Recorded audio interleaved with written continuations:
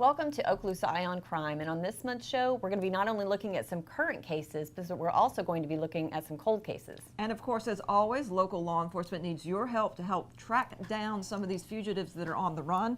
We're trying to get them where they need to be, and that's behind bars. And of course, remember, through Emerald Coast Crime Stoppers, you can stay anonymous, you never have to give your name, and you may even get a $3,000 cash reward, of course, if your information leads to an arrest, location of a fugitive, or location of some stolen property, or of course narcotics. Yes, and the amount of the reward corresponds to the nature of the crime. I think that bears saying, so people understand it's up to $3,000. That doesn't mean that it's always going to be a $3,000. Not automatic. Yes, exactly.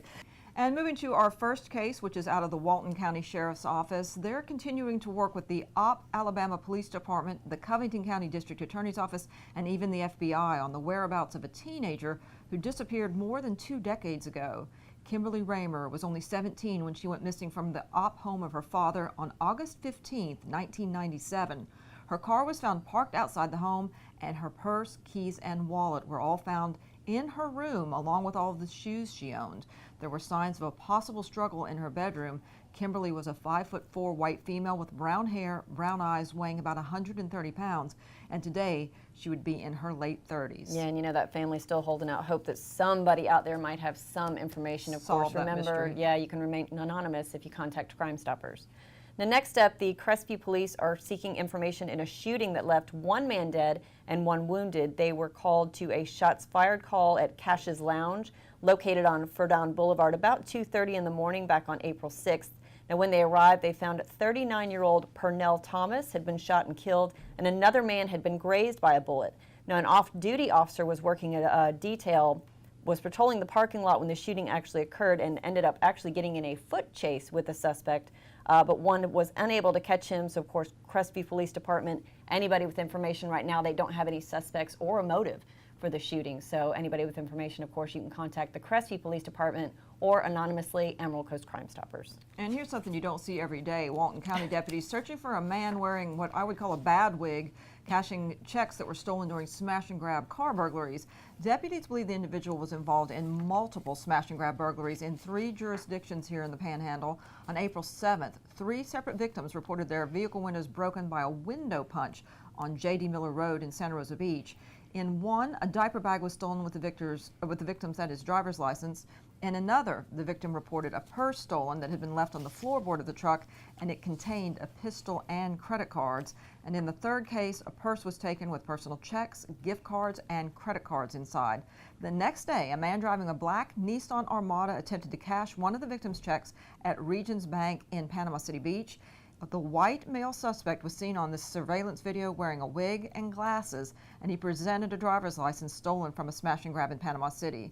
The tag on the vehicle was also stolen from a car in a parking lot in Panama City Beach, and Regions Bank employees did question the man, but he fled before law enforcement arrived. But he's obviously been on a bit of a crime spree. If you have any information on that individual, please contact Emerald Coast Crime Stoppers. Yeah, making his way through the Panhandle, it looks like. Next up, Walton County deputies are searching for a jewelry thief. A man walked away from a jewelry store with a $16,000 ring and a $1,000 wedding band. The entire incident was captured on surveillance video just before 10 a.m. on Friday, March 22nd at McCaskill & Company over in Miramar Beach. He identified himself as John Abbott, and he told the jeweler he was shopping for an engagement ring for his fiancée, Sarah, within a $20,000 budget. Now, the jeweler showed him several rings before he chose a Henry Dossie. I hope I'm saying that right. I don't really know my engagement rings. And wedding band said the suspect then asked the employee if he could see them outside under natural lighting. Now, of course, once outside, the man told the employee he would like to purchase the set and that he needed to get his wallet. As the employee began punching in the door code to re-enter the store, she noticed he was walking toward his vehicle. Of course, she tried to stop him, wasn't able to. He fled, took off. He's described as a middle-aged white male with brown hair, had a full beard. He was about 5'10" to 6 foot tall, appeared to be in his 30s. He was seen wearing a blue Under Armour ball cap, a black Columbia jacket, glasses, and blue jeans. Of course, you've got some pretty good photos there of the individual. He left the parking lot in a gray Toyota Yaris. Did not have a license plate, but it did have multiple bumper stickers covering the trunk and back bumper of the vehicle. That's a pretty distinct vehicle right there. So if anybody recognizes that, knows who it belongs to, you can give us a call. 863-TIPS.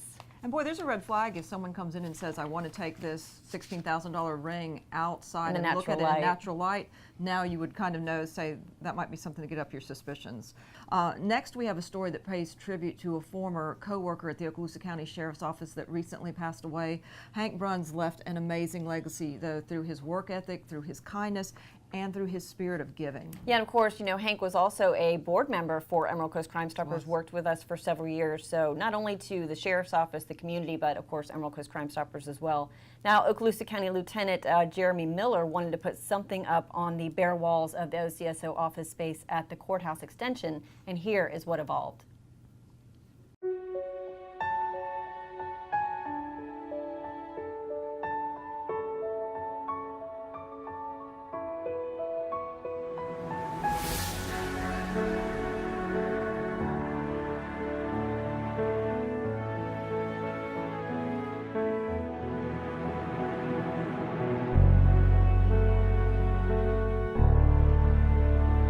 The significance was that our children would always be surrounded by loving hands. But Hank is the one who built the beautiful frame that you see that the picture was made on. He built that out of the goodness of his heart, and he made it very light so we didn't have to carry a large heavy one around. But it's 4x6, it's beautiful, white, nice frame and everything else.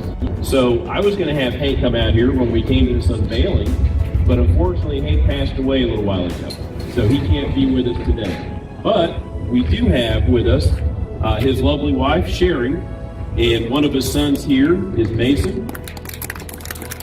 And so this is part of the team that had this come together. And I'd be remiss if I didn't mention here that we met with Mr. Paul and Ms. Bass, and they're the ones that kind of coordinated this effort to get this thing completed.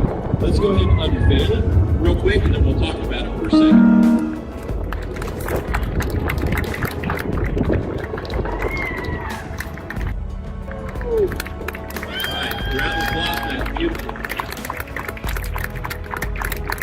So that's why we have the handprints. And also on the picture that you notice, you see these different words that describe the attributes of the students here at the school. So I want to say thank you to the students that took part in this. Everybody put their hand on this. It's marvelous, and you guys are wonderful artists, and I appreciate it. And I know that Hank appreciates it, and Sherry and Mason, they appreciate it as well.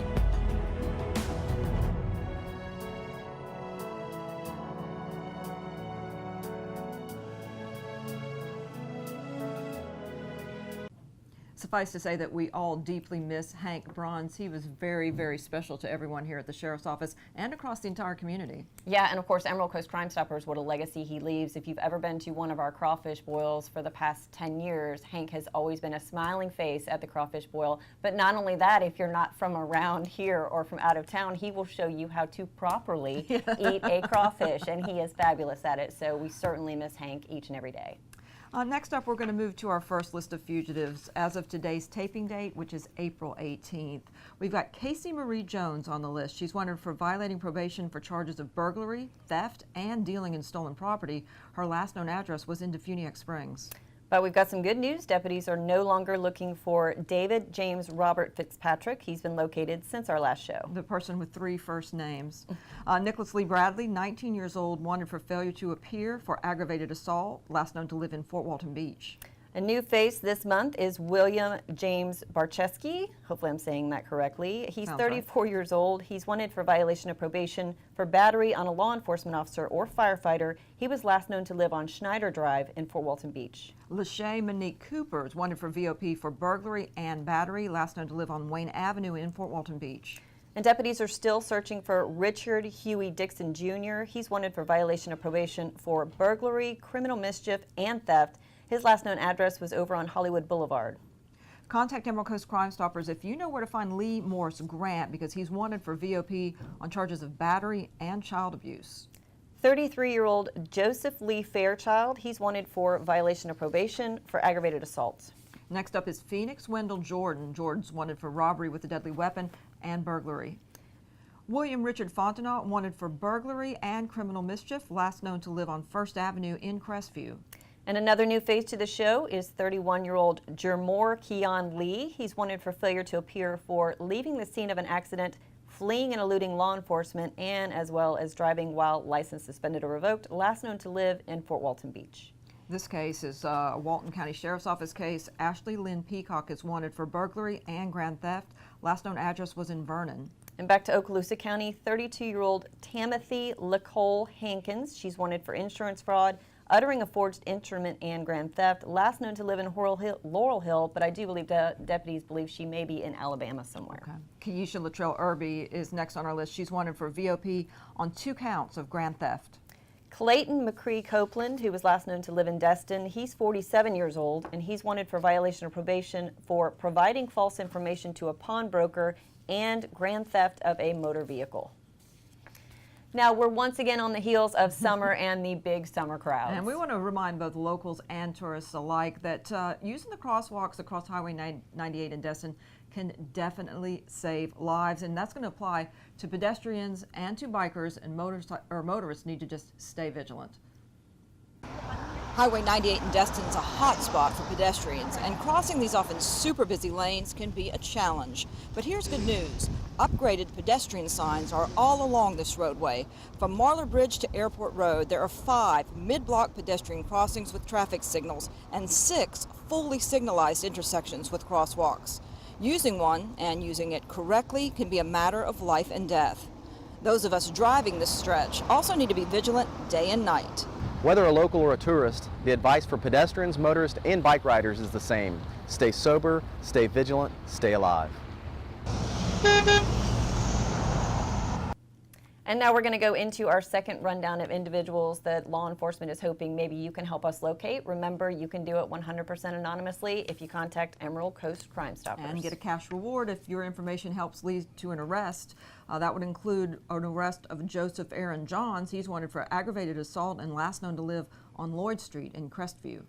And deputies are still searching for 54-year-old Craig Mitchell Mayfield. He's wanted for violation of probation for grand theft of a motor vehicle, last known to live over on Troy Street in Fort Walton Beach. Next case is about lewd and lascivious behavior. Daryl LaShawn Williams is wanted by the Walton County Sheriff's Office. And 35-year-old Coretta LaDon James, who was last known to live on Wilson Street up in Crestview, she's wanted for failure to appear for grand theft and fraud. And the Walton County Sheriff's Office is also looking for James Dexter Jackson. Jackson's wanted for burglary, grand theft, and grand theft of a motor vehicle. 41-year-old Evelyn Janice Jones is being sought for violation of probation for grand theft and fraud. And take a look at Devin Earl Jordan. He's wanted by the Walton County Sheriff's Office for felony violation of probation. Last known address was in Defuniak Springs. And you can contact Emerald Coast Crime Stoppers if you know where Andrew Allen Coslow might be located. He's 27 years old. He's wanted for violation of probation on the original charge of grand theft of a firearm. It's also a VOP case involving Roy Nelson Hallen, who's wanted on an original charge of possession of methamphetamine, last known to live on Harry Adams Road in Holt. And deputies have been searching for this one for a while, and that's 34-year-old Anjoli Rochelle Johnson. She's wanted for aggravated battery, and she was last known to live on Mixon Road up in Defuniak Springs. Yeah, and I think Reginald Dwayne Muse has also been on there for a while. He's wanted for VOP for grand theft, for burglary, and aggravated stalking. And deputies are still searching for 48-year-old Dennis Frederick Taylor Jr. He's wanted for failure to appear for fraud, providing false statement to obtain unemployment compensation, and his last known address was on Brook Street in Fort Walton Beach. Contact Emerald Coast Crime Stoppers if you know the location of William Brian Harnish. He's wanted for VOP for possession of a controlled substance and possession of drug paraphernalia. And Walton County has been looking for this individual. Not only Walton County, there's actually several sheriff's offices searching for him, and that's 31-year-old Lucas Lorenzo Williams. He's wanted for an armed robbery that occurred back in October of 2016 up in Defuniak Springs, and he was last known to live in Pensacola, but I know he's got several warrants out for his arrest. Timothy James Howard's wanted for larceny, resisting an officer, and in recovery of stolen property, as well as failure to appear on a fraud case. Last known address was Bearhead Road in Defuniak. Felipe Carrera Gonzalez Sr., he's 59 years old. He's wanted for failure to appear for battery and last known to live on Earl Street in Fort Walton Beach. Another battery case, Seamus Mason Cotner Marshall, wanted for violating probation for battery as well as fraud. And now let's move to a cold case that dates all the way back to 1994. But the mystery still remains around the identity of a woman who died violently. Her body had been found dumped on the side of Interstate 10.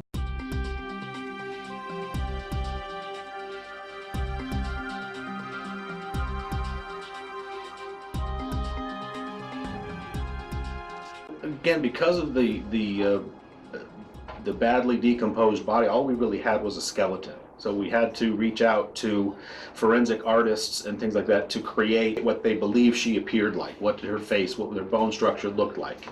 And we had once that was created and released, we really didn't have any, no new information was being generated off this. Like, nobody recognized what she looked like. Couldn't identify the victim. There was not much evidence left at the scene. And about a year later is when we got the big break in the case. We had found out that a man by the name of Keith Hunter Jesperson had been arrested on an unrelated homicide case. And long story short, there were some unrelated people that had confessed to another murder that Jesperson was responsible for. And because of his pride, he was not going to allow these people to take credit for something he did. And so he had started a correspondence with the newspapers, the local newspapers in the area where he was being held, and claimed responsibility for the murder, our murder. We had set up a conference call with him. This is all back in '95 is when he came forward with this. He confessed to killing this woman. He identified her as either Suzette or Suzanne or something like that. He said that she was originally from Miami. He picked her up. He was a truck driver at the time, picked her up in Tampa and was on the way. She said she was trying to go to Reno, and he murdered her on the I-10 as he was traveling to that area and dumped her body there.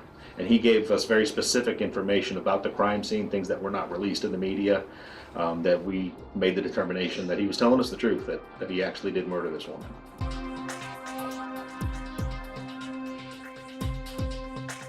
Paul Moody, a forensic artist, I believe he's from Palm Beach County Sheriff's Office.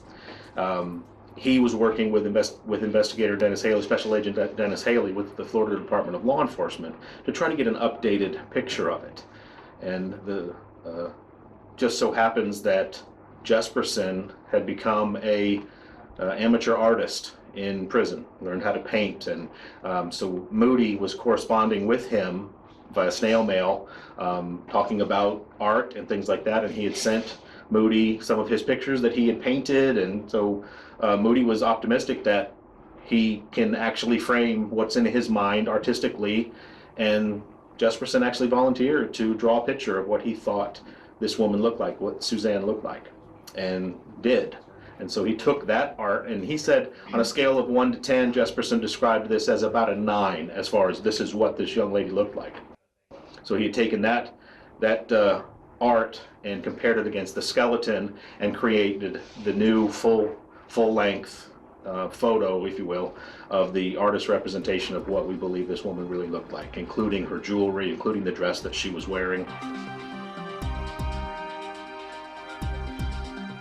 We were talking about the identification of the Golden State Killer.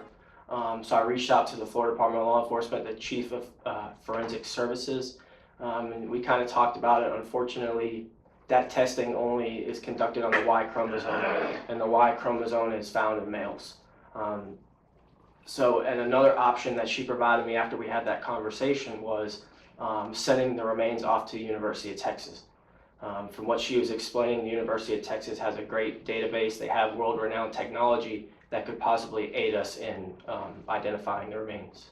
So so you send them a specific bone or body part of that person. They take a scrape of that bone and they analyze it. They put it into a database of all kinds of missing persons that they already collect. They collect not only the United States, but from what I understand, they collect around the world. So they have this giant database.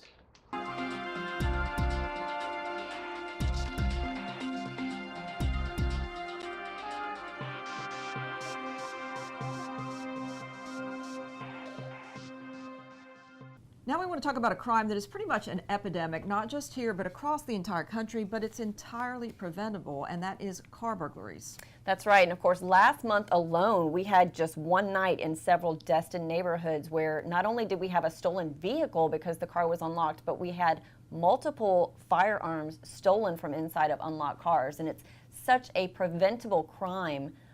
We just ask people, please lock your cars, take your valuables, Make sure nothing is in plain sight. Most of the time, people aren't actually going to bust a window to get into your car. They're usually going around car hopping is what we call it, and they are pulling on handles. If it's locked, they're most likely just going to move on. And sometimes they're local teenagers, but other times they think there are groups that just move through a tourist area looking for easy targets. An easy target is an unlocked car. And if they see something valuable, they're much inside, but it's locked, they're much more likely to smash the window. So the key there is, if you've got something of value, either put it in your trunk, take it with you, hide it where it's not laying in plain sight, because that is an indication that people have used car punches. We had a rash of it to smash the windows to get the things that they could see laying in plain view. Sure, and as you can see from that graphic, that is actually just from January of this year, and all those little red pins actually represent vehicle burglaries, the majority of which, of course, are to unlocked vehicles. So we're just pleading, please lock your cars. You know, and it's worth mentioning that a lot of these cases, too, you end up with a stolen identity, because when you leave your wallet and your purse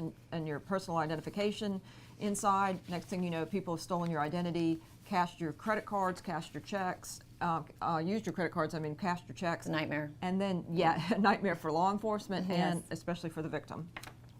Now, next up, we want to discuss a new National Crime Stoppers slogan that is now in effect. Actually, Emerald Coast Crime Stoppers is joining hundreds of Crime Stoppers programs around the United States in implementing this new slogan, and it's actually called Say It Here. The slogan streamlines the anonymous reporting process through an easy-to-remember brand that reaffirms you can say it here safely and anonymously, and that is the key. There are so many tip hotlines throughout the United States, thousands of them, and sometimes the public can get confused. There is a difference between confidential and anonymous, and we want Say It Here to be synonymous with Crime Stoppers. You can say it here, you can report it 100% anonymous, and your name and identity will never be revealed. And the thing about using Crime Stoppers is it has an ongoing, long-term national Success, reputation yes. of success and handling things the right way. So just a tremendous So program. if you see that slogan, you know it's a Crime Stoppers program. No doubt.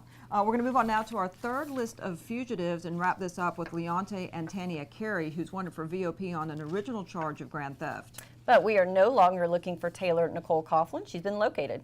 George Monroe Emmerich II, though, is still out there, wanted by the Okaloosa County Sheriff's Office for violating probation for domestic violence, strangulation, and aggravated battery. And of course, we say this every month, but we're going to keep this guy on the show until we can finally catch him. That's 35-year-old Alexis Wilmer Mondragon. He's wanted by the Okaloosa County Sheriff's Office for sexual battery, sex offense against a child, and lewd and lascivious molestation. He was last known to live on Spencer Drive in Fort Walton Beach, but he's been on here for several years, and I know that's one that law enforcement would really, really like to locate. Absolutely. The Walton County Sheriff's Office is also wanting to locate Brittany Linnell Sanders for violating probation on creating, using, or possessing counterfeit credit cards with intent to use counterfeit information.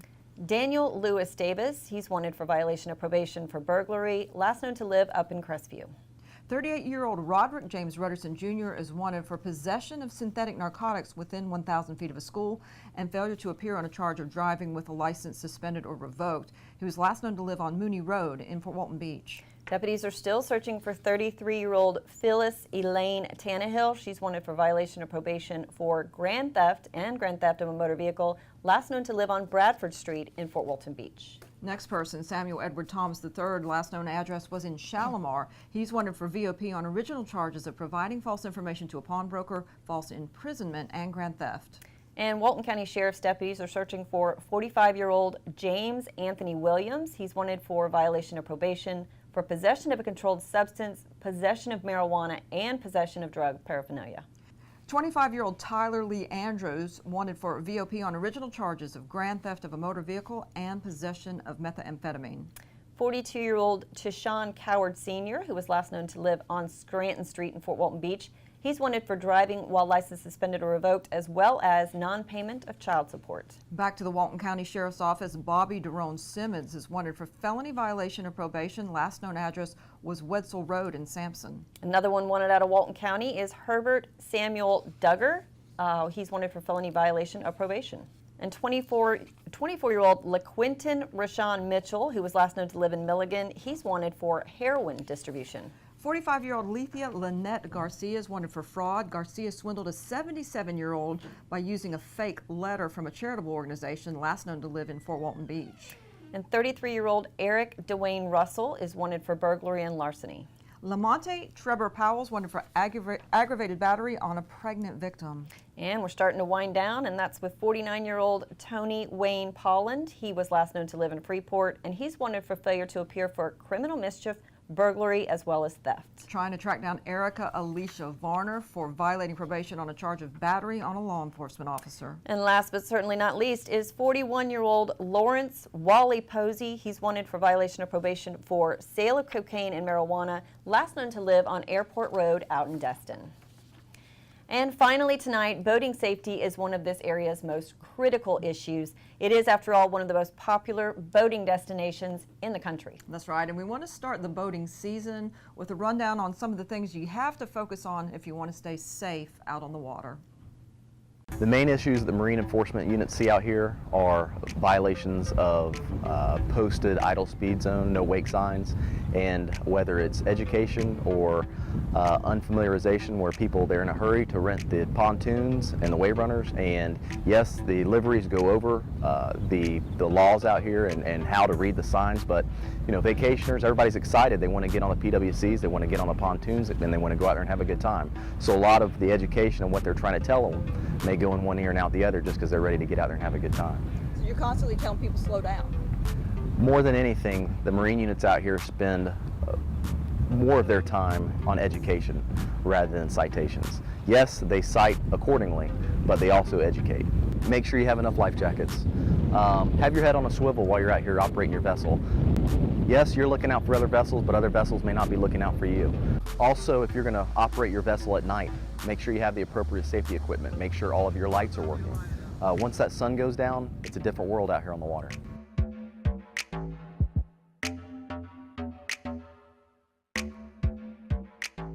And that's going to do it for this month's edition of Okaloosa Eye on Crime. Thanks for joining us.